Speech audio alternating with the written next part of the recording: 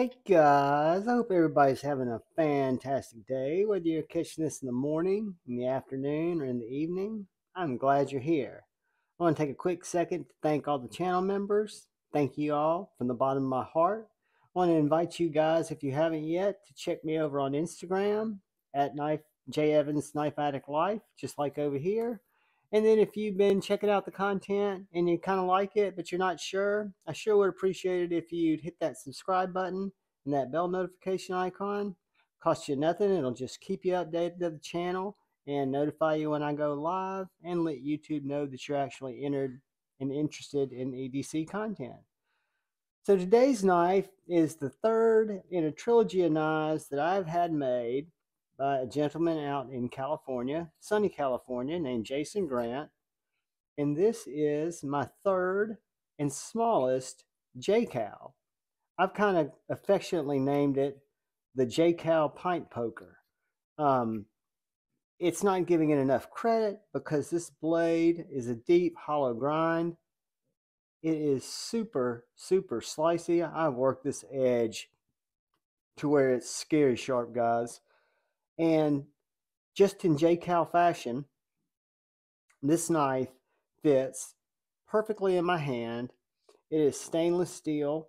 I'm not exactly sure if this is S35VN, but I can find out. And this material is Ultim. It's a kind of rough cut Ultim for the handle.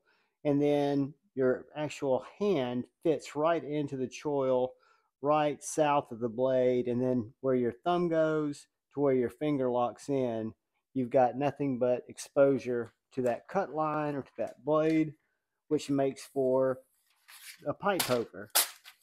So this thing is very, very slicey on poke cuts, rip cuts, tear cuts, pokey cuts. Getting it started, you just have to catch it from the right angle because it's thick behind the edge, guys. But trust me, for being a Slurpee saver to a fire stick sticker, because you got to get some fire stick feathering built up, get you a little bird nest going so you can start a fire. This knife will do all that stuff. And it's very pokey and it's very, very small. This knife is one that when it came in, I'm super stoked because it had a Kydex sheath and it came with this leather and it had these two little pin holes in it. And I didn't want to cut any holes in the Kydex sheath to put my ulti clip on it. And I love the way the retention is just natural off this trigger here. If you can see where this Kydex is actually pushed down and retains on this sheath, it's really done right there. So it really fits good and didn't have a clip that would fit the holes. Didn't want to put holes in the Kydex and mess up the fit. So I've just been wearing this as a neck knife and I've been doing so comfortably.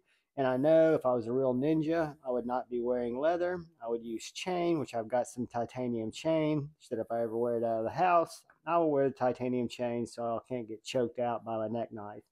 But good luck choking me out when I'm stabbing you in the leg with this thing. But let's do a couple of quick size comparisons. First, between the J-Kal Pint Poker and my original J-Kal, which is the standard size J-Kal, which most J-Kals are measured by in my universe. So these handles, this handle's cut down about 1/2 inch, got a little bit more height, but you still got the same clearing here. You've only got a small bit of blade right here. We'll get the ruler out in a second. And then you've got even more on the other. And then this is the large J-Kal, and it gives you back from that front choil 3 3/4, 3 1/2, 3 1/4. So I've got 3 1/4 right here, 3 1/2, and 3 3/4. but just wicked cutting edges on all of these knives. I mean, I love every one of them so much, but this little, what I'll call the Pint Poker, has been a blast to carry, a blast to net carry, and it has been for opening packages, for being my new channel box opener. I hadn't had a package come in yet. This did not just go into. Take a couple of other quick size comparisons to see how it rates up to like the Griffin Company 2.5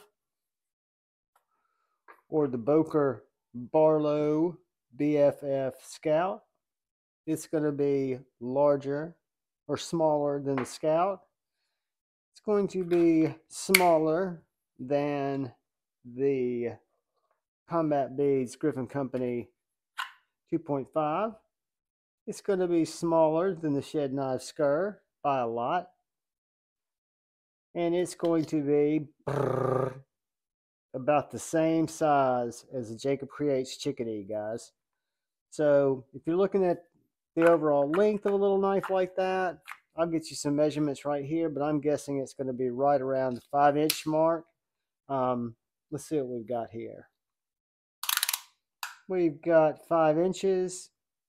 Again, 3 1/4 to the handle with a 2-inch cutting area. And guys, this little beast is not plain, it is thick. It is going to come in at 0.158 behind the edge, behind the spine. And the handles are going to come in at 0.411. So it's going to be well under 1/2 inch and just a great little grab. Again, Kydex sheath over my neck.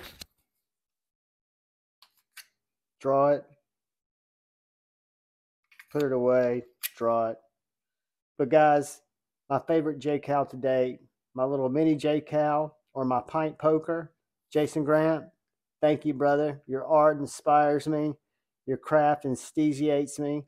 I love what you're able to do with metal. I can't wait till you get settled and we can get back on the pod, talk, catch up, and talk about our next project. Buddy, I look forward to seeing you.